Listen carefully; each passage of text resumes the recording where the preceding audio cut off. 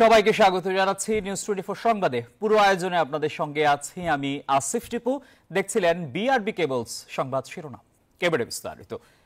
ডিসেম্বরের প্রথমার্ধেই সংসদ নির্বাচনের তফসিল ঘোষণা করা হবে। চূড়ান্ত হয়েছে রাজনৈতিক দল ও প্রার্থীর আচরণবিধি, জানিয়েছেন নির্বাচন কমিশনার আবুল ফজল মোহাম্মদ সানাউল্লাহ। বৃহস্পতিবার নবম কমিশন সভা শেষে তিনি জানান, 31 অক্টোবর পর্যন্ত যাদের বয়স 18 বছর হবে তাদেরকে ভোটার তালিকায় অন্তর্ভুক্ত করা হবে। চলছে নির্বাচন কমিশনের ভোটের প্রস্তুতি। বৃহস্পতিবার আগারগাঁওয়ে নির্বাচন কমিশনের নবম সভা শুরু হয় বেলা 11টায়, শেষ হয় সন্ধ্যা 7টায়। এরপর নির্বাচন কমিশনার আবুল ফজল মোহাম্মদ সানাউল্লাহ জানান, গণপ্রতিনিধিত্ব আদেশ চূড়ান্ত হবে আগামী সপ্তাহে। তবে চূড়ান্ত হয়েছে রাজনৈতিক দল ও প্রার্থীদের আচরণবিধি। জানান, নির্বাচনের 60 দিন আগে ঘোষণা করা হবে তফসিল।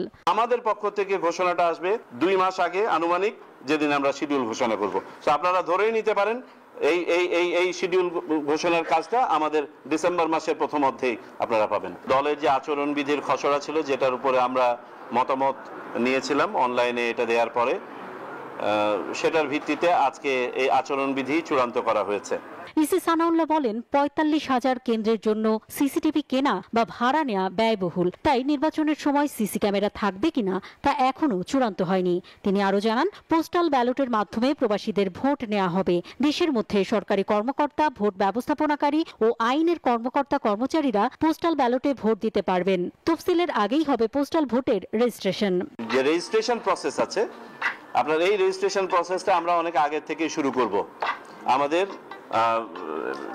শিডিউল ঘোষণার আগ থেকেই আনুমানিক 3 সপ্তাহ সময় দেওয়া হবে। বিশ্বব্যাপী আমাদের প্রবাসী বাংলাদেশি যারা আছেন তারা যেন স্বাচ্ছন্দ্যে এটাতে আপনার রেজিস্ট্রেশন করতে পারেন। প্রবাসীরা ভোট দিবেন সিম্বল যখন অ্যাসাইন করা হবে প্রার্থীদেরকে, তারপরে 31 অক্টোবর পর্যন্ত যাদের বয়স 18 বছর হবে তাদের ভোটার তালিকায় অন্তর্ভুক্ত করা হবে বলেও জানান তিনি। 2025-এর 31 অক্টোবর পর্যন্ত যারা ভোটার হবেন তাদেরকে আমরা ভোটার তালিকায় সন্নিবেশ করতে পারবো বলে আশা রাখি। জানান, নির্বাচনে কেউ ড্রোন ব্যবহার করতে পারবে না। এআই এর ব্যবহার আচরণবিধিতে অন্তর্ভুক্ত করা হয়েছে। অন্তরা বিশ্বাস, নিউজ 24, ঢাকা। প্রধান উপদেষ্টা ডক্টর মোহাম্মদ ইউনূস বলেছেন, 7 আগস্টের পর সরকারের দ্বিতীয় অধ্যায় শুরু হয়েছে। সরকারের এখন প্রধান কাজ জাতিকে একটি অবাধ, সুষ্ঠু ও নিরপেক্ষ নির্বাচন উপহার দেয়া। সচিবালয়ে উপদেষ্টা পরিষদের বৈঠকে নির্বাচন নিয়ে এসব কথা বলেন সরকার প্রধান।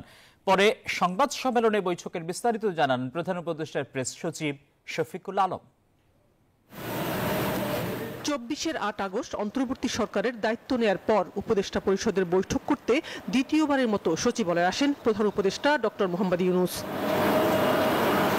বৃহস্পতিবার সকাল 10:30টার আগেই সচিবালয়ে আসেন তিনি। প্রধান উপদেষ্টার সচিবালয়ে আসা উপলক্ষে সকাল থেকেই সচিবালয় ঘিরে ছিল আইন শৃঙ্খলা বাহিনীর ব্যাপক উপস্থিতি। জোরদার ছিল বিশেষ নিরাপত্তা। প্রায় 2.5 ঘন্টার বৈঠক শেষে দুপুর 2টায় সচিবালয় থেকে বের হন প্রধান উপদেষ্টা। এরপর বৈঠকের বিষয় নিয়ে মন্ত্রিপরিষদ বিভাগে ব্রিফিং করেন প্রেস সচিব শফিকুল আলম। জানান, নির্দিষ্ট এজেন্ডার বাইরে শুরুতেই নির্বাচন নিয়ে সরকারের পরিকল্পনার বিষয়ে দিক নির্দেশনা দিয়েছেন প্রধান উপদেষ্টা। 5 তারিখে আমাদের প্রথম অধ্যায়ের শেষ হয়েছে। উনি বলেছেন যে আজকের থেকে দ্বিতীয় অধ্যায়ের শুরু, এবং উনি বলেছেন যে এই দ্বিতীয় অধ্যায়ের প্রথম এবং প্রধান কাজ হলো নির্বাচন সুন্দরভাবে করা। এটাই প্রধান কাজ। আরো 2টো কাজ তো আমাদের আছে প্রাইমারি কাজগুলোর মধ্যে। একটা হচ্ছে যে রিফর্ম, আর হচ্ছে ট্রায়াল। ট্রায়ালের ক্ষেত্রে আমরা বলতে পারি 4টা ট্রায়াল শুরু হয়েছে, 27টি ইনভেস্টিগেশন পর্যায়ে আছে, 16টা চার্জশিট হয়েছে। আগামী নির্বাচনকে সুষ্ঠু এবং গ্রহণযোগ্য করতে সরকারের নেয়া পদক্ষেপের কথা জানান প্রেস সচিব। আনসার, পুলিশ এবং ইভেন মিলিটারি ট্রুপস আমরা কত বেশি নিয়োজিত করতে পারি সেটা খতিয়ে দেখা হচ্ছে। আগে তো আমাদের ছিল যে 8 লক্ষর মতো মানে দেওয়া যাবে। এখন চিন্তা ভাবনা করা হচ্ছে যে আরো বেশি দেওয়া যায় কিনা, আরো 40-50 হাজার অ্যাড করা যায় কিনা। আর্মির তরফ থেকে আগে একটা ধারণা ছিল যে 60,000 ট্রুপস ডিপ্লয়েড থাকবে। এখন চিন্তা ভাবনা করা যাচ্ছে এটা কত বেশি সংখ্যক নিয়োজিত করা যায় সেগুলো নিয়েও কথাবার্তা হচ্ছে।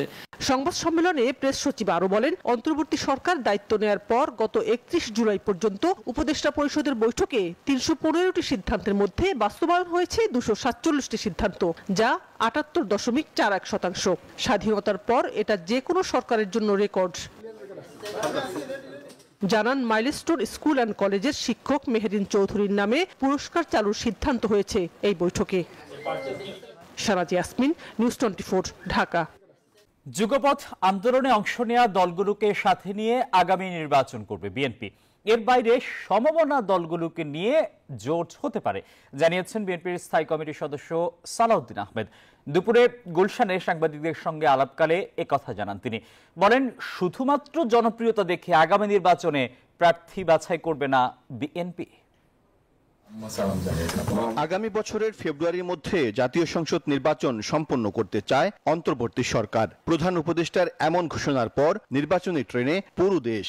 2026 সালের ফেব্রুয়ারি মাসে জাতীয় নির্বাচন অনুষ্ঠানের আয়োজন করেন। বিএনপি সহ বেশিরভাগ দলই ভেতরে ভেতরে শুরু করেছে নির্বাচনের প্রস্তুতি। সভা সমাবেশ সহ নানা কর্মসূচির মাধ্যমে দলকে সুসংগঠিত করছে বিএনপি। লন্ডন থেকে নির্বাচনী চ্যালেঞ্জ উতরাতে নেতাকর্মীদের নানা দিক নির্দেশনা দিচ্ছেন বিএনপির ভারপ্রাপ্ত চেয়ারম্যান তারেক রহমান। আগামী নির্বাচনের সার্বিক বিষয় নিয়ে গণমাধ্যমের মুখোমুখি বিএনপির স্থায়ী কমিটির সদস্য সালাউদ্দিন আহমেদ জানান, আন্দোলন সংগ্রামে বিএনপির সঙ্গে রাজপথে থাকা দলগুলোকে নিয়েই আগামী নির্বাচনের বৈতরণী পার হতে চায় তার দল। যারা যুগপথ আন্দোলনের শরিক ছিলেন বিগত ফ্যাসিবাদ বিরোধী আন্দোলনে, তাদেরকে সাথে নিয়ে আমরা নির্বাচন করব, এটা আমাদের অঙ্গীকার ছিল, প্রতিশ্রুতি ছিল, এখনো আছে। এর বাইরেও আমাদের সাথে লাইক মাইন্ডেড যারা আছে, যাদেরকে নিলে শান্তিপূর্ণ, সুষ্ঠু, নিরপেক্ষ, অবাধ নির্বাচন অনুষ্ঠান করা সম্ভব, সেই হিসাবে আমরা আমাদের জোট গঠনের চেষ্টা হবে। তবে সালাউদ্দিন আহমেদ জানান, এবার কেবল জনপ্রিয়তা দেখেই প্রার্থী বাছাই করবে না বিএনপি। বলেন, বিশ্ববাসীর কাছে একটি গ্রহণযোগ্য নির্বাচন দেখতে জনগণও মুখিয়ে আছে। রাজনৈতিকভাবে, আদর্শিকভাবে যাকে গ্রহণযোগ্য জনগণ মনে করবে নিজ নিজ এলাকায়, সেরকম প্রার্থীকে আমরা সিলেকশন করব। তবে রাজনীতিতে তার অভিজ্ঞতা, আন্দোলন সংগ্রামে তার ত্যাগ, তিতিক্ষা, এগুলোকে মূল্যায়ন করা হবে। এদিকে প্রেস ক্লাবে এক অনুষ্ঠানে বিএনপি চেয়ারপারসনের উপদেষ্টা জয়নুল আবদিন ফারুক বলেন, নির্বাচন বিলম্বই দেশে অস্থিরতার কারণ। এই বিলম্বটা অনেক ক্ষতি হয়ে গেল দেশে। অর্থনীতিতে ক্ষতি হলো, আইন শৃঙ্খলাতে ক্ষতি হলো, এবং একটি বছরে আওয়ামী লীগ যাদের কোটি কোটি টাকা লুট করার ইতিহাস, তারা আবার মেরুদণ্ড সোজা করে দাঁড়াবার সুযোগটা কিছুটা পেয়েছে। আগের 3 নির্বাচনের দায়িত্বে থাকা নির্বাচনী কর্মকর্তারা যাতে আসন্ন জাতীয় নির্বাচনে না থাকেন তা নিশ্চিতের দাবি জানান বিএনপির এই নেতা। সাইফুল ইসলাম, নিউজ 24, ঢাকা। নির্বাচনের যে সময় দেয়া হয়েছে তা নিয়ে আপত্তি নেই জামায়াত ইসলামীর, জানিয়েছেন দলের সেক্রেটারি জেনারেল অধ্যাপক মিয়া গোলাম পরোয়ার। বৃহস্পতিবার বিকেলে জাতীয় প্রেস ক্লাবে এক আলোচনা সভায় কথা জানান তিনি। বলেন, জুলাই ঘোষণাপত্র সংশোধন করে তার আইনি ভিত্তি নিশ্চিত করতে হবে, সেই আইনি ভিত্তির উপর আগামী নির্বাচন আয়োজন করতে হবে। এদিকে জামায়াতের কেন্দ্রীয় নায়েবে আমির অধ্যাপক মুজিবুর রহমান বলেন, শুধু বিচার শুরু হলে চলবে না, নির্বাচনের আগে ফ্যাসিস্টের সঙ্গে জড়িত সবার বিচার সম্পন্ন করতে হবে।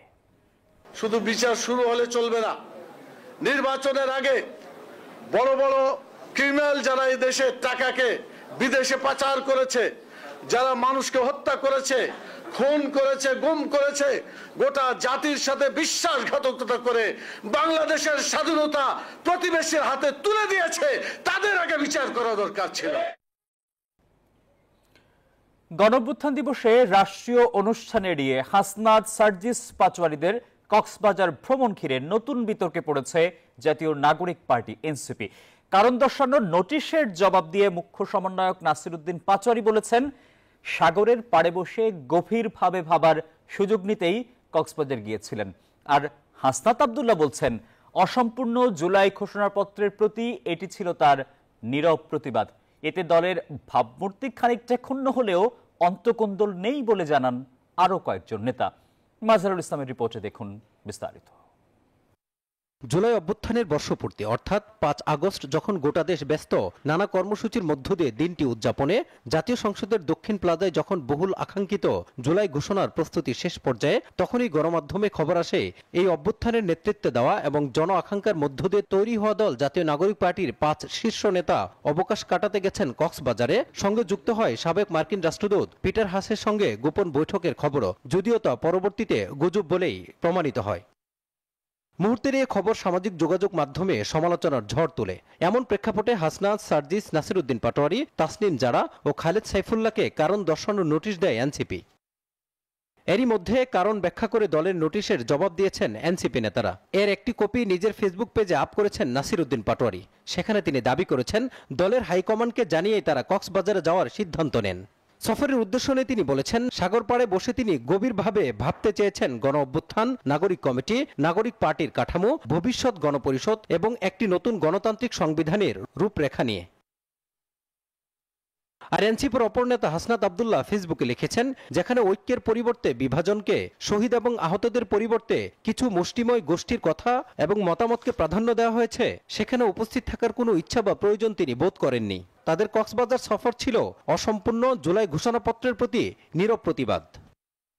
5 আগস্ট দলের শীর্ষ নেতাদের কয়েকজনের কক্সবাজার যাওয়া নিয়ে দলের কেন্দ্রীয় নেতারা জানান, অভ্যুত্থানের বর্ষপূর্তির মতো গুরুত্বপূর্ণ দিনে দলকে না জানিয়ে সফরে যাওয়া ঠিক হয়নি। কেন আপনি 5 আগস্টের মতো একটি দিনে, যেখানে আপনাদের মধ্যে দুজন আপনারা আমন্ত্রিত ছিলেন, তারপরে কেন আপনাদের কক্সবাজারে যেতে হলো? তো এটি একটি গর্হিত কাজ হয়েছে এবং মানুষ খুব মারাত্মকভাবে আহত হয়েছে।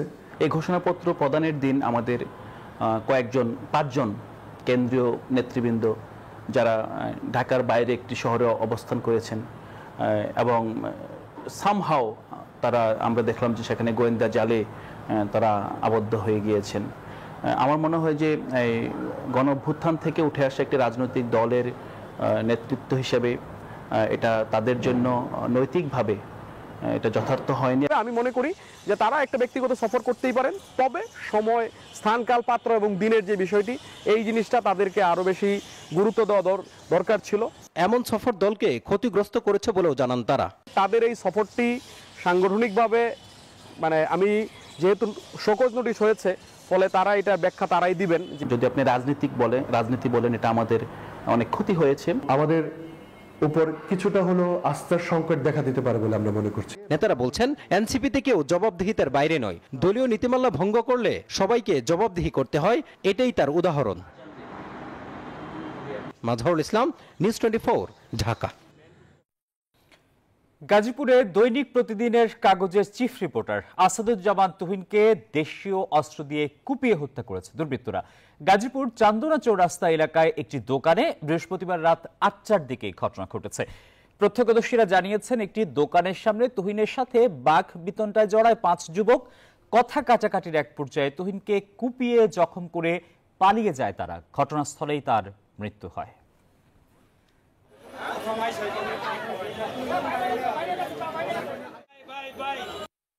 যাওয়ার ধাওয়ানি মারছে একজনকে, ধাওয়ানি মারলেই তখন লোকজন চিল্লাচিল্লি লাভ দিয়ে উঠছে, তো ও পিছনে দৌড় দিচ্ছে। দৌড় দেওয়ানে ও কোন দিকে গেল দেখলাম না, আমিও আর একদিকে দৌড় দিচ্ছি। যখন এই স্যান দেখছি তা আমি দৌড় দিচ্ছি, তখনই পরে খোঁজ করতেছি, পাইতেছি না। এক মুহূর্তে পরে এই দোকানের দিকে লোকজন এখানে চাইয়া রয়েছে, সব এরা ভ্যান গাড়ি যারা এখানে রাস্তায় আছে তারা দেখতেছে। তখন আমি দূরে এসে দেখি যে ও পরে কুবাইতেছে। ভাইয়া হয়েছে, আমি চা বানাইতেছি, তারপরে ওই ভাইয়াটা ধরে আসছে আমার দোকানে ঢুকছে। ঢুকার পরে যে 5 জন ব্যক্তি চাপাতি, তারপরে চুরি, তারপরে রান্দা নিয়ে খুব আর কি, আর কোন কথা নেই, মাদার বইলা উড়াদুরা খুব। কিছু তথ্য পেয়েছি, ভিডিও ফুটেজ পেয়েছি, তার আলোকে যে দুষ্কৃতিকারী যেই হোক না কেন তাদেরকে ধরে আমরা আইনের আওতায় নিয়ে আসবো ইনশাআল্লাহ। দর্শক, এ বিষয়ে আরো তথ্য আপনাদের জানাতে চাই। গাজীপুর থেকে সহকর্মী জাহাঙ্গীর আলম সরাসরি আমাদের সঙ্গে যুক্ত আছেন। জাহাঙ্গীর, দেশীয় অস্ত্র দিয়ে সাংবাদিক আসাদুজ্জামান তুহিনকে হত্যা করেছে দুর্বৃত্তরা। কি কারণে এই হত্যাকাণ্ড? পুলিশ এবং স্থানীয়দের সঙ্গে কথা বলে প্রাথমিকভাবে কোনো কিছু জানতে পেরেছেন কিনা? এছাড়া আনোয়ার হোসেন নামে আরো একজনকে গুরুতর জখম করা হয়েছে, তার কি অবস্থা জানাবেন।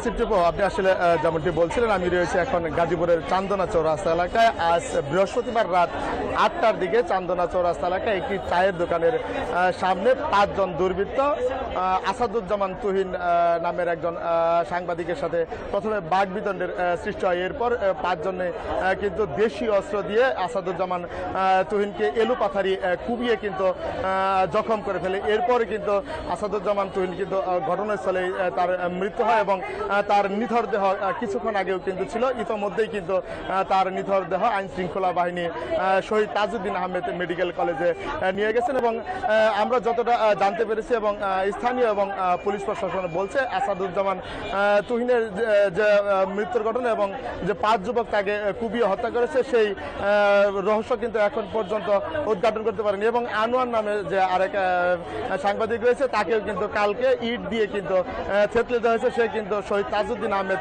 মেডিকেল কলেজে রয়েছেন এবং এখন কিন্তু এই এলাকায় কিন্তু থমথমে বিরাজ করছে এবং আইন শৃঙ্খলা বাহিনী যারা রয়েছে তারা কিন্তু কাজ করে যাচ্ছে এবং পুলিশ বলছে যে দ্রুত। জাহাঙ্গীর, আপনাকে ধন্যবাদ। দর্শক, গাজীপুর থেকে জানাচ্ছিলেন সহকর্মী জাহাঙ্গীর আলম। নিউজ 24 সংবাদে সময় হলো একটা বিরতির, আমাদের সঙ্গেই থাকুন। স্বাগত আরও একবার, দেখছেন নিউজ 24 সংবাদ।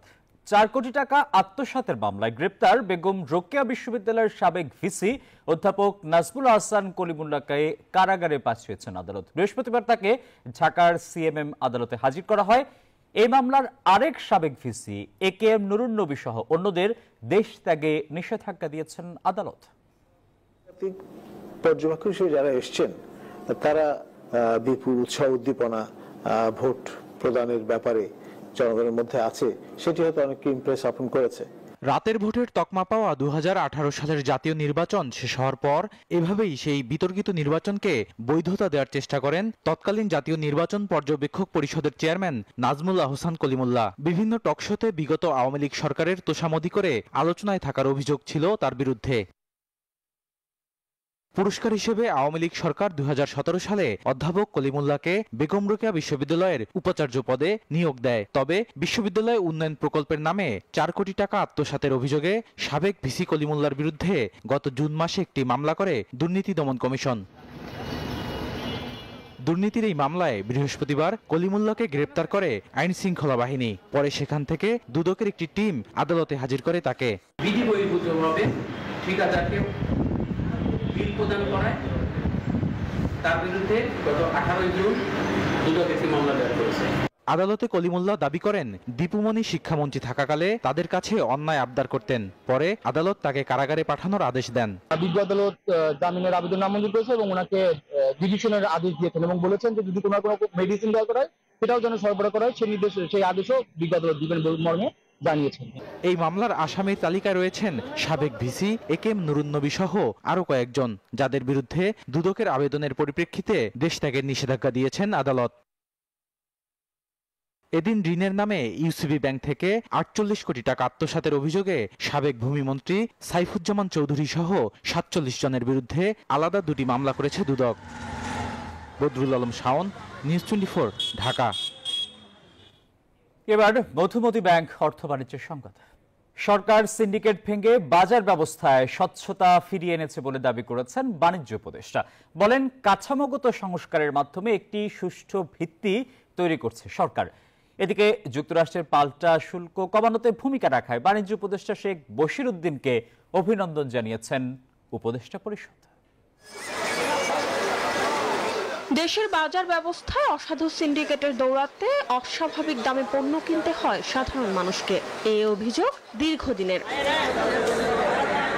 তবে অন্তর্বর্তী সরকারের দাবি, তারা দায়িত্ব নেওয়ার পর থেকেই বাজারে নজরদারি জোরদার এবং কৃত্রিম সংকট তৈরির অপচেষ্টা প্রতিরোধে কাজ করেছে।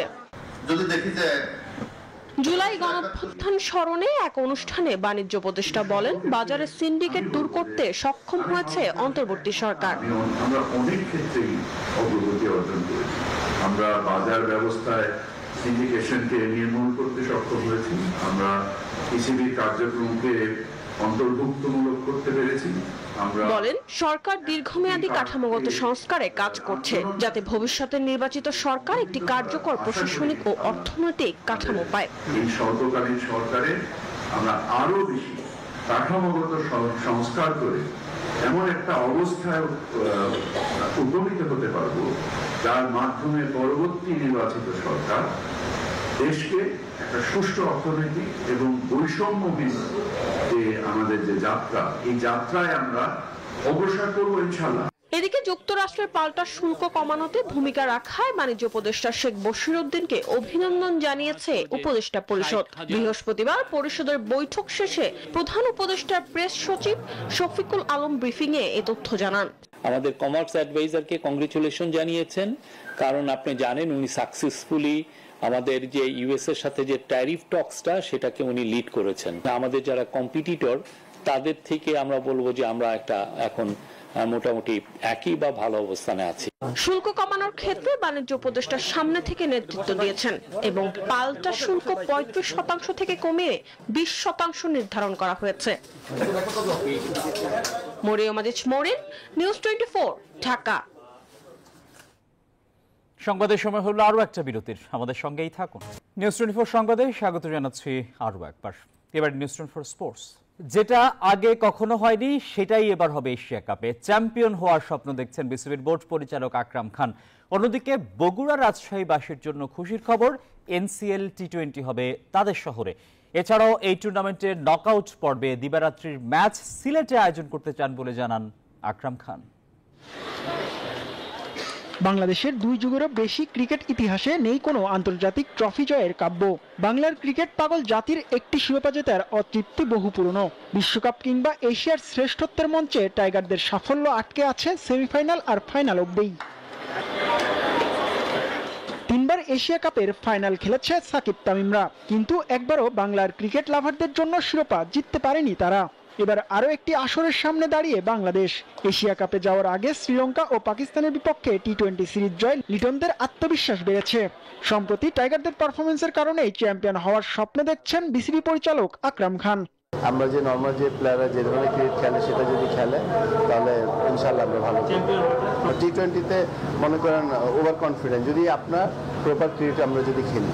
অন্যদিকে বাংলাদেশের অন্যতম সেরা দুটি স্পোর্টিং উইকেট বগুড়া ও রাজশাহী। এই দুই ভেন্যুতে না খেলার আক্ষেপ প্রায় শোনা যায় ক্রিকেটারদের কণ্ঠে। উত্তরবঙ্গের মানুষদেরও আক্ষেপ তাদের অঞ্চলে খেলা না হওয়ায়। এবার সেই অপেক্ষার অবসান হতে যাচ্ছে এনসিএল টি20 ক্রিকেট দিয়ে।